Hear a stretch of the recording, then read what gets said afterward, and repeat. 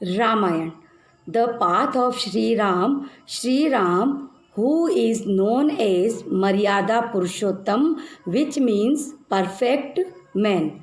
He is perfect son, he is perfect husband, he is perfect father, and above all, he is perfect man, he is perfect king. Sri Ram. He has a unique personality and stand as a symbol of many good virtue. He is the god of morality and good things. Ramayana tells us how can we deal the problems of our life very easily. As you know, every year we celebrate Bal Ramayana to learn the moral values from the life of Sri Ram in our school, but due to pandemic it is not possible in this year. That is why online we are just celebrating the life of Sri Ram. हम भी कहाँ हार मानने वाले हैं. We are just celebrating Bal Ramayana online. Students, today we will discuss the last part of the Ramayana, in which we will discuss the Ram Ravan Yuddh, Ravan Vadh and Rajyabhishek of Sri Ram. Last part of the Ramayana was ended with the death of Meghnad. तो जैसे ही रावण ने अपने सबसे प्रिय पुत्र मेघनाद, जिसे इंद्रजीत भी कहा जाता है, उसकी मृत्यु का समाचार सुना तो रावण बुरी तरह से बौखला गया और चिल्लाते हुए बोला, I will go in the war field and now I will take the revenge of the death of my sons, brothers and all other warriors. और ये कहता हुआ रावण युद्ध के मैदान की ओर गया.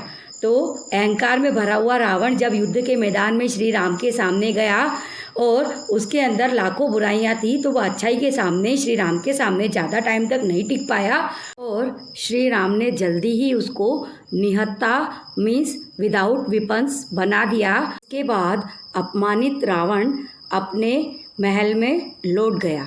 दूसरे दिन रावण फिर युद्ध के मैदान में आया और राम और रावण के बीच में डेवास्टेटिंग वॉर स्टार्ट हुआ. पर वो कहते हैं ना, अच्छाई के सामने बुराई ज़्यादा समय तक नहीं टिक पाती, और ऐसा ही हुआ और श्री राम रावण पर युद्ध में भारी पड़ने लगे.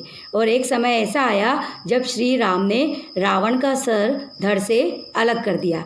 बट इतना होने के बाद भी इस कंडीशन में भी रावण ज़ोर ज़ोर से हंसने लगा और उसके धड़ पर नया सिर लग गया.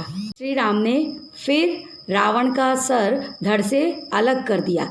ऐसा उन्होंने 3 to 4 टाइम किया, बट बार बार रावण के धड़ पर नया सिर लग जाता था. ये देखकर श्री राम थोड़े आश्चर्यचकित हो गए. फिर विभीषण ने जब ये सब कंडीशन देखी तो उन्होंने श्री राम को इशारा किया कि रावण के नाभि में, बेली बटन में अमृत कलश प्रेजेंट है और ड्यू टू दैट अमृत कलश उसकी डेथ पॉसिबल नहीं है. तो टू किल हिम, उसके अमृत कलश को डिस्ट्रॉय करना पड़ेगा उसकी नाभि में से, उसके बेली बटन में से. ये देखकर श्री राम ने रावण की नाभि में तीर मारा और रावण की बेली बटन में तीर लगने की वजह से रावण का अमृत कलश डिस्ट्रॉय हो गया और रावण जो अमृत कलश की वजह से अमर खुद को समझ रहा था, वो डेथ के बहुत नज़दीक आ गया. इसके बाद श्री राम ने रावण पर ब्रह्मास्त्र का प्रयोग किया और श्री राम ने रावण का वध कर दिया. यहाँ पर मैं आपको एक बात बताना चाहूँगी. आपने वो कहावत तो सुनी होगी, घर का भेदी लंका ढाए. विभीषण जो कि रावण का सगा भाई था, उसी ने अपने भाई की मृत्यु का राज रावण के दुश्मन को बता दिया और रावण की मृत्यु का कारण बना. इसीलिए कहा जाता है घर का भेदी लंका ढाए. रावण की मृत्यु के बाद ससम्मान रावण का शव उसके परिवारजनों को सौंप दिया गया और पूरे सम्मान के साथ रावण का अंतिम संस्कार किया गया. और इसके बाद श्री राम ने विभीषण का राज्याभिषेक कर उन्हें लंका का राजा घोषित किया. इसके बाद लक्ष्मण जी ने अपने बड़े भाई श्री राम जी से सीता माता को लाने को कहा. तो श्री राम ने उन्हें आदेश दिया कि हाँ, जाकर सीता को ले आओ, पर सीता अग्नि स्नान के बाद ही हमारे पास आएगी। सीता माता ने जब रावण की मृत्यु का समाचार सुना तो वो भी बहुत ही प्रसन्न हुई और अपने देवर लक्ष्मण जी के साथ राम जी की कुटिया की ओर चल दी और राम जी की कुटिया के सामने जाकर उन्होंने पहले अग्नि में प्रवेश किया, अग्नि स्नान किया और उसके बाद श्री राम के पास चली गई। रामायण में सीता माता के अग्नि स्नान को लेकर बहुत से लोगों को ये भ्रम है कि श्री राम ने सीता माता की अग्नि परीक्षा ली थी, बट ये सही नहीं है। इसके पीछे की जो स्टोरी है, लेट मी टेल यू।